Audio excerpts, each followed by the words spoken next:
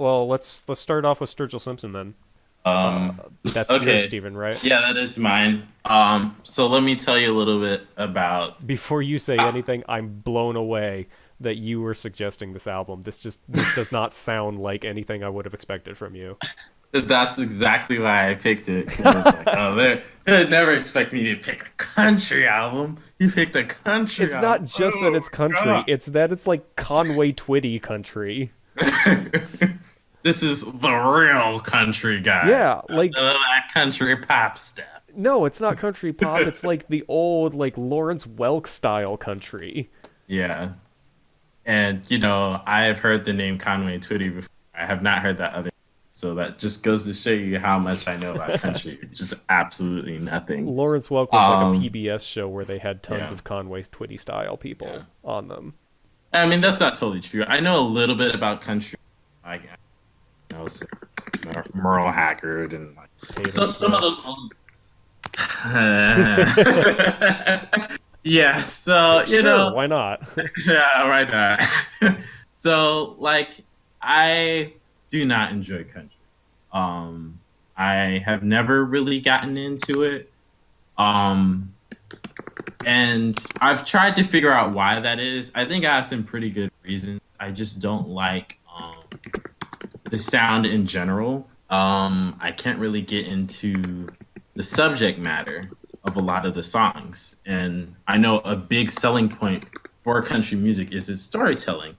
But I can get the same thing from like more folk music without like the cringe stuff. Or the stuff that makes me cringe. Right. And I understand that the stuff that makes me cringe is the stuff that people love country music for. So that's okay. Um, but this is the first country album that I have bought. Um, this is the first country album. Actually, I take that back. I did listen to the Chris Stapleton Traveler. So this is the second country album I played all the way through. The what's that movie with Oh Brother Where Art Thou? That doesn't count. I'm That's not not gonna really count that. country. It It's kind of is. it's folk, it's bluegrass. It's It's country. country, I wouldn't call it country but music. I'm not gonna count it because it's a soundtrack. No, it's like So, Alison Krauss. That's totally bluegrass. Alison yeah, Krauss that's is country. country. Oh, That's all country. right, all right, Bluegrass is country. all It's like right.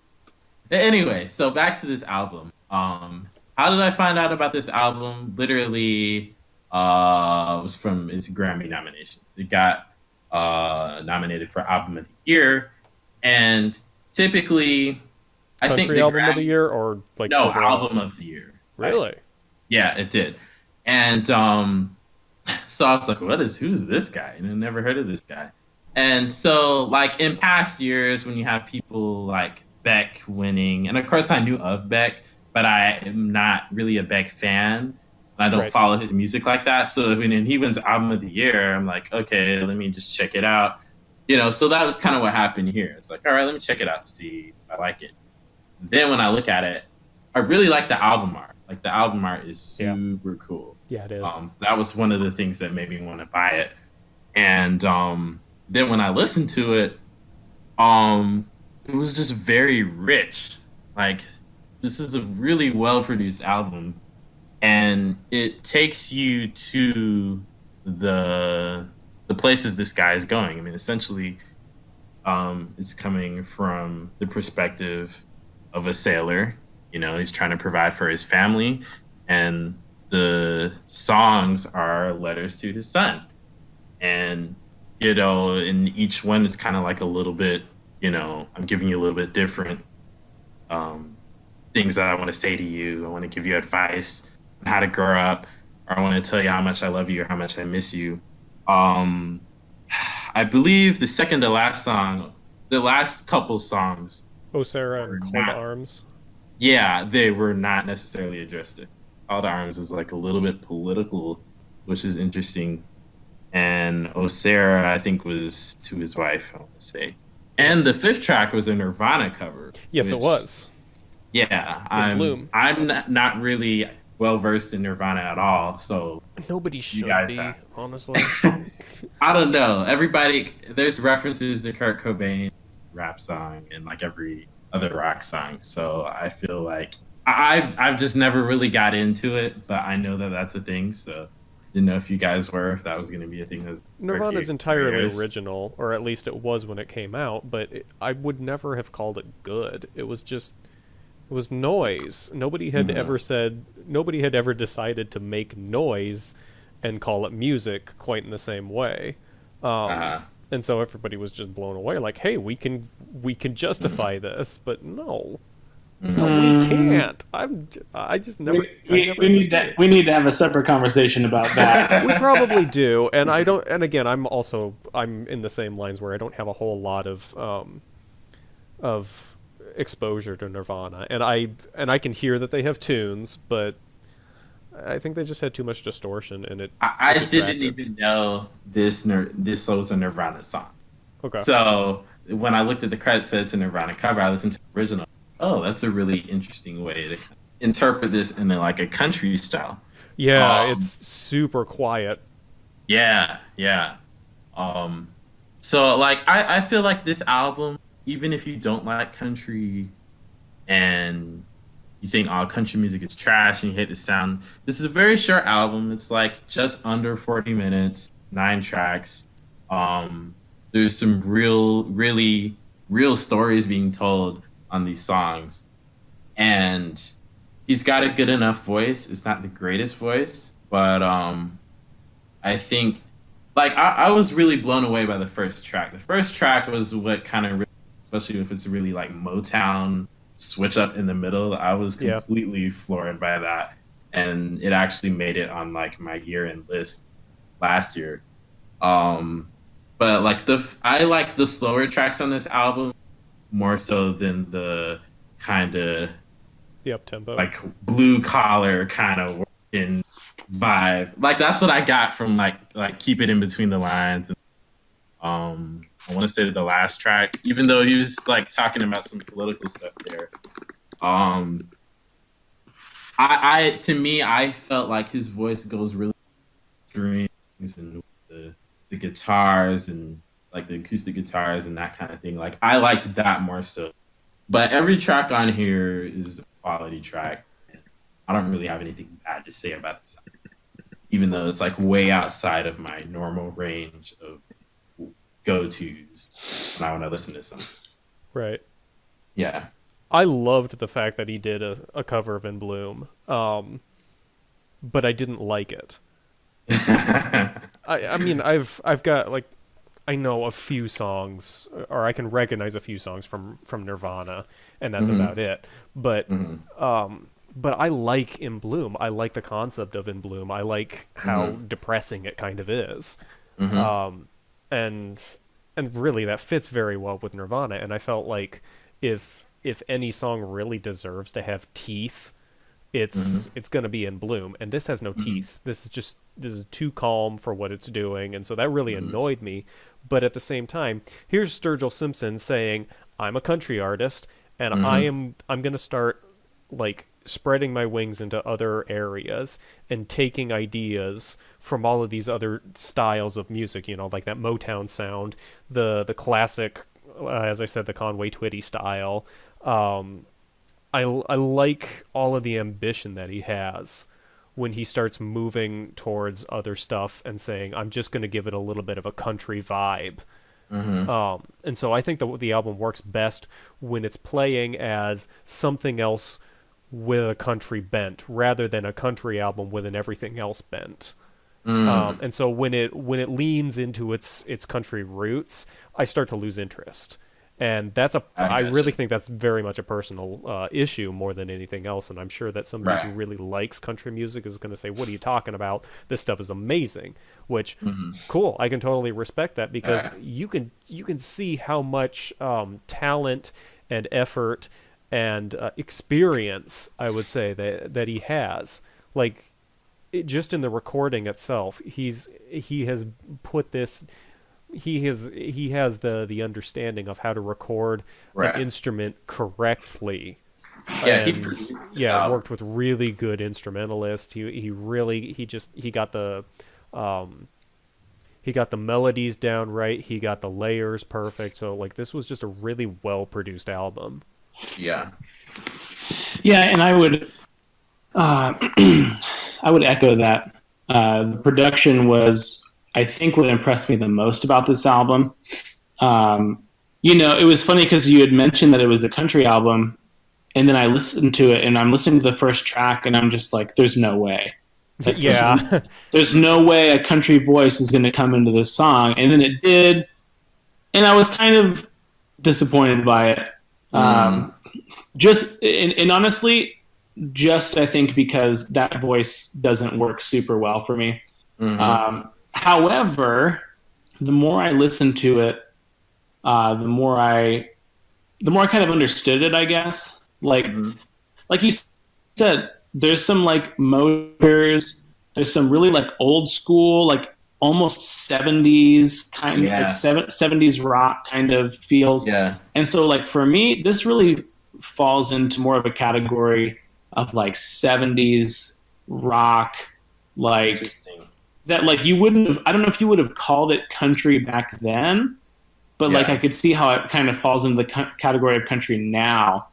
Right. Like almost like, yeah, like the Doobie Brothers, or you got like the Mm. Eagles.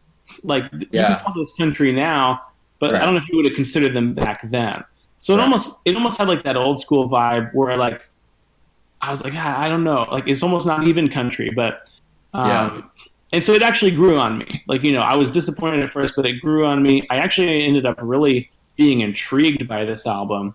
Yeah. The production, the strings, the saxophones. Like, I love Yeah. the Yeah. saxophones. Some great saxophones. Um, Uh, the Nirvana song didn't really work for like what I felt that song's feel was, but it definitely worked with the album so well that like I didn't realize it was that song until the end of the song. Um, but like it's almost like comparable to like if his voice was a little bit different, this could almost be like a Ray LaMontagne album. Like yeah. I think to some degree I had to get past the country style voice, and then I was like, no, this is actually a really great album. Yeah. And then once you just kind of get over it and get past it, it's like, yeah, this actually really works. I Yeah. So wasn't bothered by the country aspects of him because I Hmm. looked at everything that he was doing and I was just like he's avoiding all of the problems that these big country stars fall into, which is Right. being a pandering style, really. Like this was not simple music. Right. This wasn't talking about my big truck and Right. I just really love tractors Right. and Going to the cold beer. cornfield, gonna meet me a nice gal. Yeah, it doesn't do those things. Instead, it's actually saying something, and so who cares that he's got this twangy voice because he's being honest, and so that aspect didn't bother me too much. However, Yeah. I think he's just too calm for what he's trying to do. So yeah, I saw that a little bit too. those Like the quieter music. songs, Well, and even like some of the like groovier songs, the music was really big, and then he Hmm. wasn't. and he was kind of feeling a Yeah. little bit more laid back. Yeah, Right. so Right. I think he fits a lot better with those quieter songs. It's just that I don't Right. care for the quieter songs. I want him Yeah. to be the bigger stuff, and I think he wants to be that as well. Right. But he's since he's got this whole setup, and he's had so much experience being that person. I'm assuming, Right. coming out and doing something as ambitious as what he's doing, I Right. should be glad that he was able to do any of it at all. Yeah. I guess. And like I've sampled some of his other like older stuff, and it doesn't sound quite. It's not as ambitious as this at all. He's definitely way better than a Blake Shelton or like whatever, but Oh this dear! album, Oh dear! Oh dear! yeah, yeah. But this album, he was really pushing for like some really grand stuff, and Yeah. he produced everything himself. So like he's really just like this is like his baby, right? It really was. Yeah, That comes out in every single track. Like yeah, This was not just I'm doing this because it's a job. Look at that album artwork again. Just look Yeah. at it. There's no way this wasn't a passion project. Right. Yeah, yeah. There's definitely a commitment to excellence that I like came to respect. Yeah. And I think that that's something that's important, you know, like that you can kind of recognize, even if it's not like your normal jam, and you're kind of making that clear, like country's not your thing, but like you can recognize, no, there's a commitment here to excellence, and like it shines through so much that like I can appreciate it even if it's not like my normal scene. Right. Right.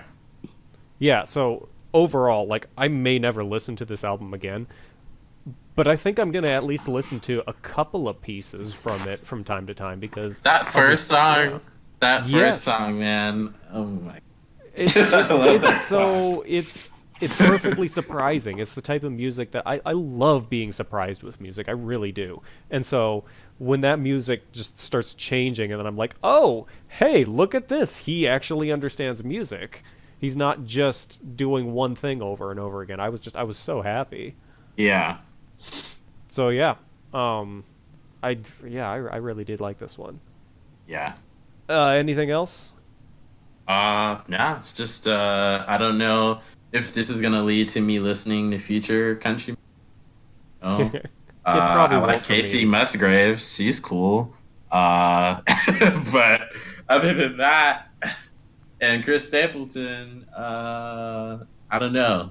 Like, there's not a lot for me. So I feel And, like country just doesn't want to try to do what he's doing here most of the time. oh no, not So, at all. Yeah. And for me, country music is not like I can like go a long time in country music, and then maybe one driving where there's like fields and stuff. It's like, hey, let me put on some Sturgill Simpson or some Chris Stapleton or whatever, Yeah. you know, while I'm driving or something. Yeah, it's kind of like that, but I don't like listen to. Just not on a regular basis. Yeah, yeah. A few years ago, I heard somebody say of Taylor Swift, just while we're on the concept or the Yeah. the subject. They said Taylor Swift can do whatever she wants in the pop scene. Years later, she can do her "I'm going back to my roots" quote unquote tour of just write a bunch of country music, and Right. country people will just take her back in, and then she can have a long storied career in country. She can do this while she's in her teens, but when she's ready to grow up, she can make country music, and they'll take her back, and she can do the same thing over and over and again, and they'll just love her for it because Oh, for sure. She 'Cause, writes country songs for other people. right. Like, So I feel like yeah. that's kind of that's a sad tale almost on the state of country music as a whole. Yeah. Because they just want the same thing over and over again. But you could say Yeah. that same thing of tons of different. You could say it of EDM, For sure. you can say it of rap, you can say it of rock, you can say it of pop. Like But they all want the same I thing. can't find enough music in country that is like really like I want to push the envelope or I want to make something of high quality. Yeah. Like I can find that in rap. I can find that in rock and alternative music. I can find it in pop music. I can like pick You these genres and find like people like, hey, this is a goal and I want to do it to the highest level. I don't really see that in country. And maybe it's because I don't know. So maybe somebody will be like, yo, you need to listen to such and such and such. And they're amazing. I can't imagine anything being better than what Sturgill Simpson has put out in this album. Like it Yeah. got nominated for album of the year in this day and age where where Beyonce's taking home nominations every single time, and Right. Taylor Swift is getting them. Like it's dominated by pop and by like I don't know what would you Yeah. call Beyonce? Would you call Yeah, her she's pop? I would R&B? call her R&B. R&B, yeah. People don't want to call her R&B because of the notoriety that she has. But I would definitely call her R&B. And Yeah. that year when he got nominated, that was Adele's 25 years, so she won everything. Right. But But yeah, Yeah. like for him being a country artist, writing this album, it had to be so good to even get nominated, which just tells you how stuck in their ways country music is. Yeah, for sure. That's an outside perspective, though. I mean, somebody who loves country is probably going to get up in arms about this, and Yeah. I look forward to the comments. All right, let's move on then. Punch Brothers. This was my album, and this is one of the best albums I've ever listened to. It really, really is. This is a couple of weeks ago, Steven, you had us listen to, oh man, what was it? Family of the Year, and you said it was weekly listening for you. This is weekly listening for me as well. Okay. So if you want like a good definition of what I consider absolutely fantastic music, this is it. I absolutely respect everything that Punch Brothers does, and I every time that they even like release just, hey, we were recording a radio thing over here and you can listen to it if you want to, like, I will listen to it because I love everything that they do. And this album is the best thing that they have put out. It's their most current album, I think, still, and it is by far just man, it is a magnum opus. It's amazing. I mean, just listening to that first song, it does again what Sturgill Simpson was doing, where it changes and it changes and it changes, and it just surprises you over and over again. And then they follow that up with, oh man, Claude, how do you say his last name? Debussy, something like that. Yeah, something like that. Yeah, it's a classical piece, and they do it with, since they're all strings, so they can do it. And this is not something that they're unafraid to do. They have released a full classical album where they did covers of classical music in the past, and they've also covered Radiohead in the past. They did Kid A on their last album, totally without any lyrics, which was crazy. And which I mean, that's an electronic album, and here they are doing it with like violins and mandolins and basses and banjos and stuff. And so that was so crazy. But but looking at this album, I think this is the first one where they kind of really succeeded at shedding that concept that pigeonholing that everybody wants to put them in, saying, hey, you guys are bluegrass.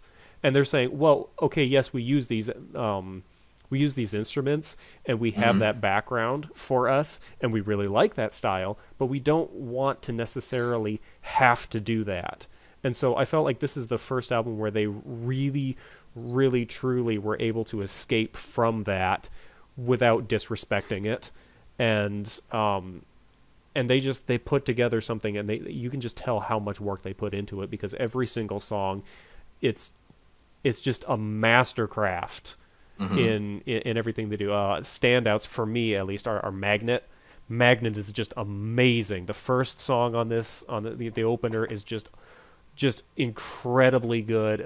I could go on and on and on about this album, and I will, but maybe I'll do that to somebody else's ears. But like, I really want to hear what you guys have to say about this, because this is just, I love this album so much, and you're gonna really let me down when you say you don't. So I liked this album, but no, there's not a but. I just need to hear it a few more times. I only listened to this once. Okay. And like when I sent you a message, I'm like, these are very high level musicians, so they have like really good musicianship. Yeah, I remember you saying obvious from the first track, which I kind of wish. I don't really love when tracks are like there's like two tracks in one. Okay. No, I'm not really a fan of that, because like when I go back and listen to the album, I might only like this part and I kind of want to skip that part or whatever. Okay. But and the change was kind of drastic. It was like this like there's like picking and a lot of stuff going on, and it just goes to this really slow track.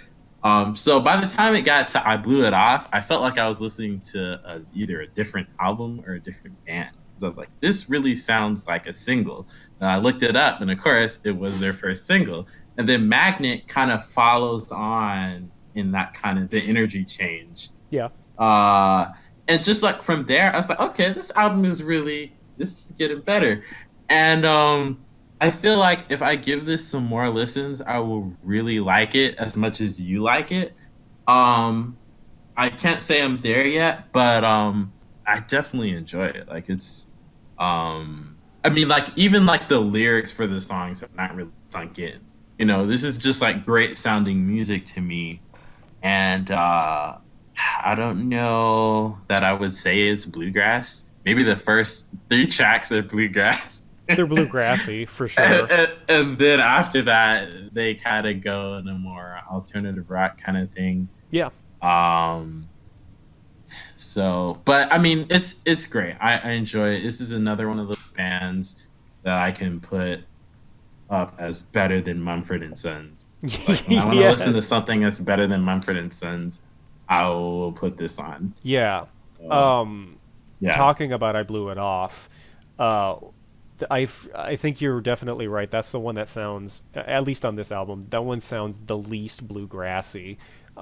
It's, I think, the only song where they use any electronic instrument. It's an electric guitar on that one, but it's it's this whole, like, the lyrics are this whole concept of saying, that there's problems and I should be addressing them, but I just don't. You know, I'd rather look at my phone, which is really interesting because most bluegrass doesn't like to talk about cell phones and modern TVs and, stuff. yeah, Yeah. modern things.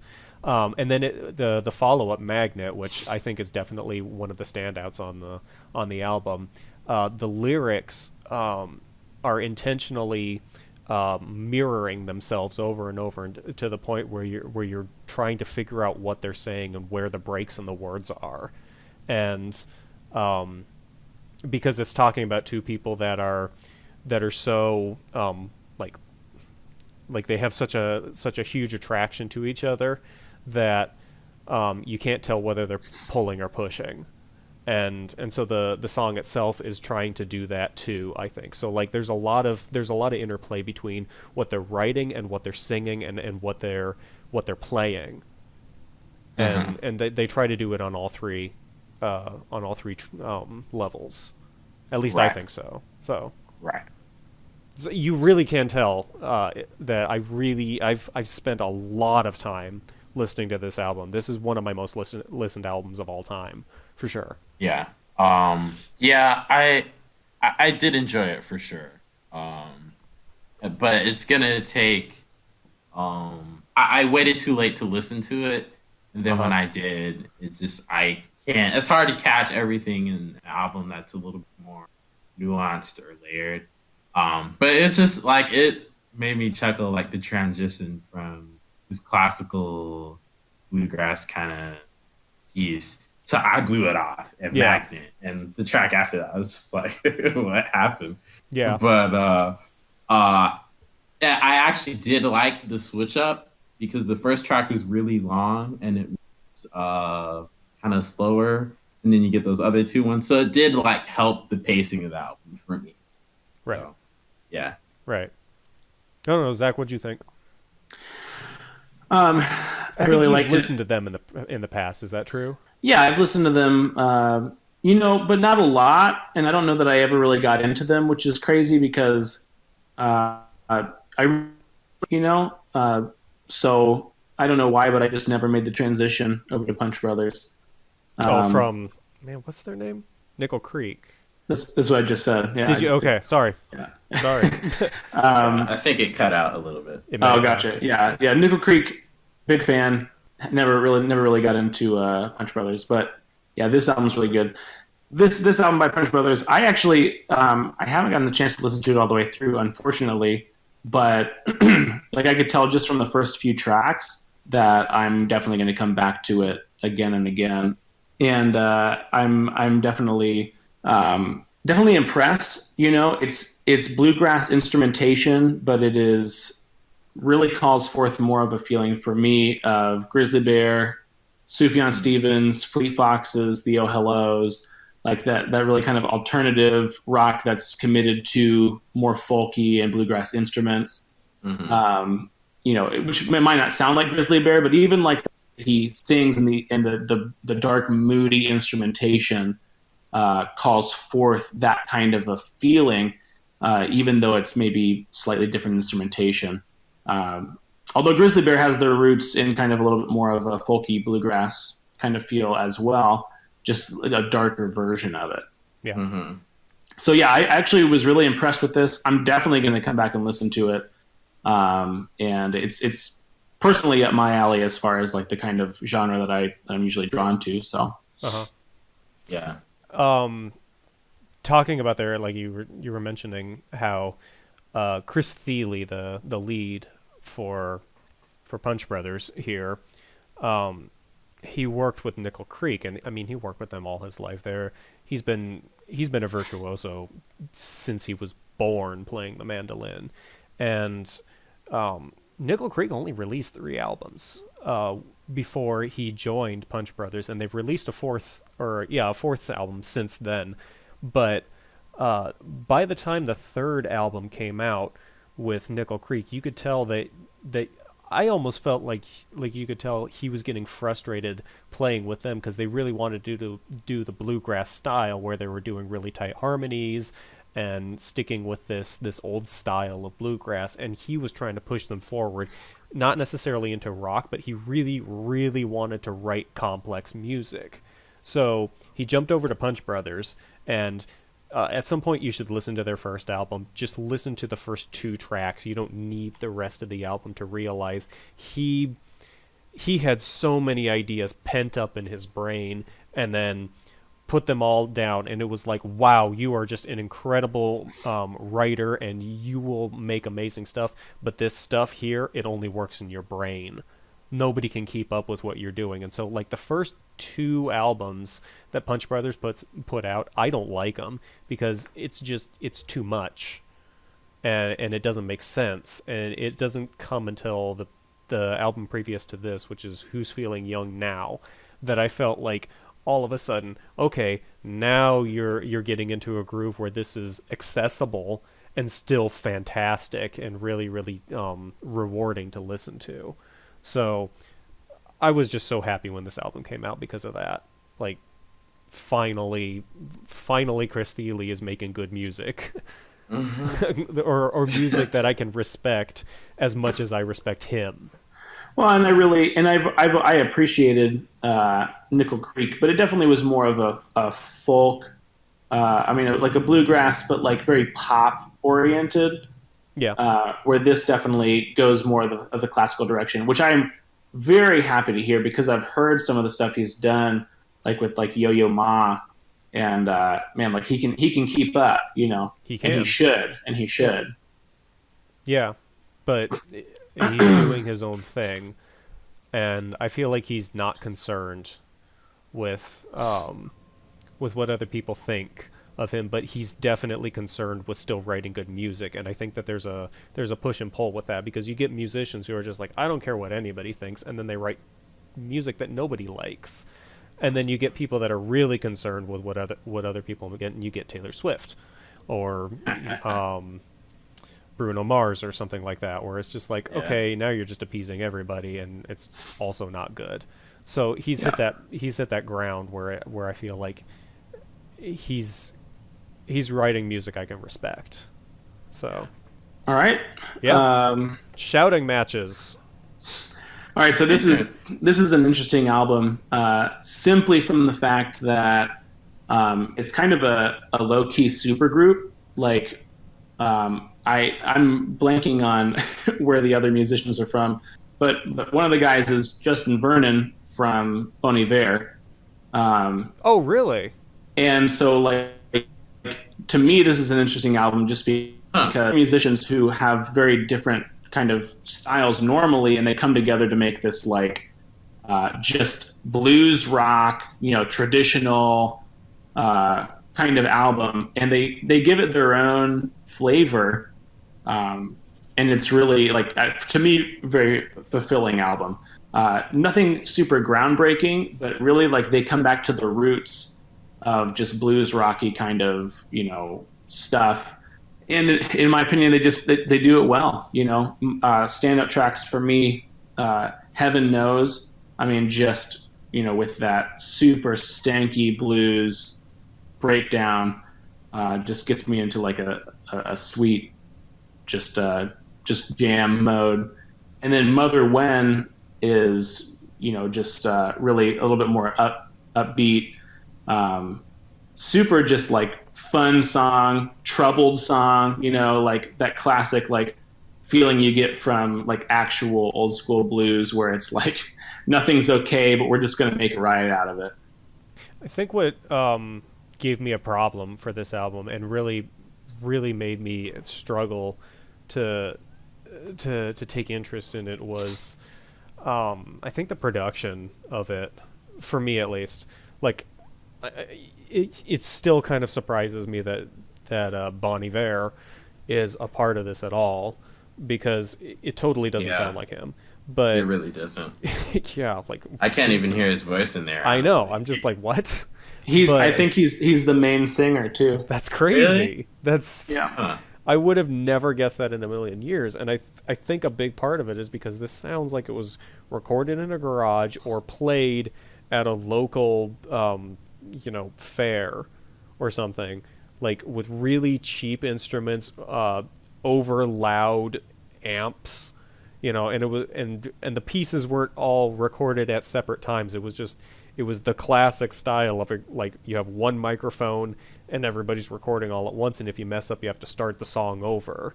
And so it felt cheap to me. Like it felt like it was done on the cheap. It felt like people who were wanting to get noticed, but I just don't feel like they're gonna get noticed. And so, well, and I think that's like the point though, is like this album was like, I want to say they recorded a lot of their music before they were big, like they came together, and I want to say the shouting matches existed, and then they went off and did their own groups, got famous, and then came back together and said, let's record it again, now that people know who we are, and then put it out. Okay, so this is like a re-record of stuff they did before they got. Okay. Yeah. Okay, that might explain some of it, but taking that into consideration, I would say that this is more of an interesting concept, similar to what we were talking about from last week's Rome album, where it's like cool concept, but maybe I'm not going to listen to this again. Yep. So I don't know. I mean, what do you think of it, Steven? I kind of feel probably the same way. Like that, this is the album. This is the last thing I listened to. I listened to today. This is the thing that just made me say, like, this is like the music that old white people love. Like they love this stuff that sounds like this right here.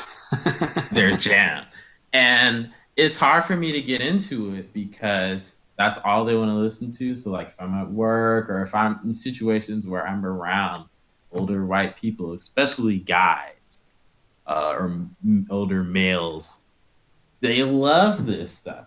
And it's very bluesy, it's groovy, I have no like real, it's hard for me to get inside of it, like how you can kind of get inside the groove or something, the world or the atmosphere. To me, when I hear this kind of music, it's like, let's say I was in like a bar, restaurant, like kind of like a burger joint or something like that, and they're playing this stuff, and I'm just there eating, and this is what's being played. I'm like, yep, that's that's what you gotta play, here in Kentucky or in Nashville or whatever, and I don't know. And I understand that that's probably how a lot of people feel about rap or about like, if they're super country and roots and they're not into pop or whatever, like that's probably how they feel when they hear that stuff, only when they're in certain environments, like it's there.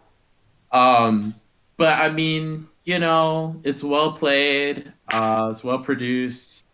It was not bad music at all. But I just couldn't really get into.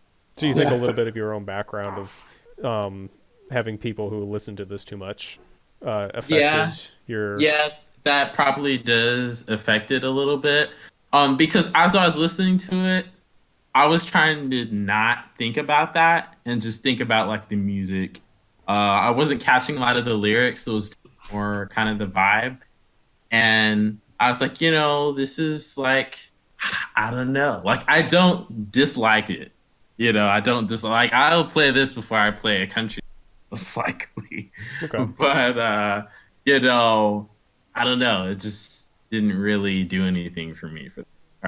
And it might be the first thing that you guys have suggested to me that just aside.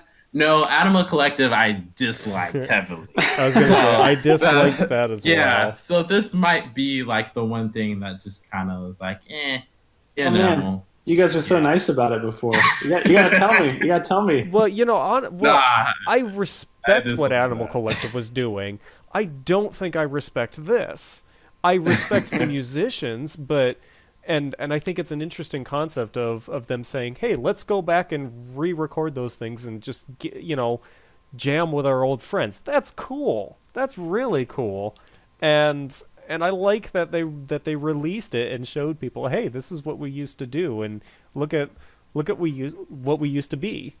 But for me to say that I like it or that it's worth purchasing or something, no, not at all. But that's okay. And honestly, I'm blown away because I would definitely consider. Shout out to Justin Vernon. Well, I would consider Zach and I to have very similar tastes in music, and so far from this project, the stuff that he's released or the stuff that he's suggested to us, I've been like, this isn't me at all, and I'm realizing that I think that we have a lot, we have a much more wide sampling of tastes, or at least a lot wider than I thought we did coming into this project. And that's really interesting to me, and it's really making me stretch my wings a little bit more. And to the credit of this album, it made me think about music that I have not thought about for years and years and years. When's the last time I've even heard a blues album, Yeah. You can't. When's the last time I've even heard anybody try to do a blues album? Alabama Shakes are not really blues. Not really. Not really. St. Paul and the Broken Bones, not really blues either. They're too big band to be that. This is blues rock. Yeah. And I've not even thought about blues rock for so long. Yeah, it's just kind of. This is kind of there for me. But Cool. it's not bad. It's not bad. I mean, don't have to apologize. It's good. Yeah. It's I definitely do enjoy this album. I own it on vinyl, but Really? Nice. but I wouldn't call it, like I said, I don't think I would call it groundbreaking. I just enjoy it. Right. So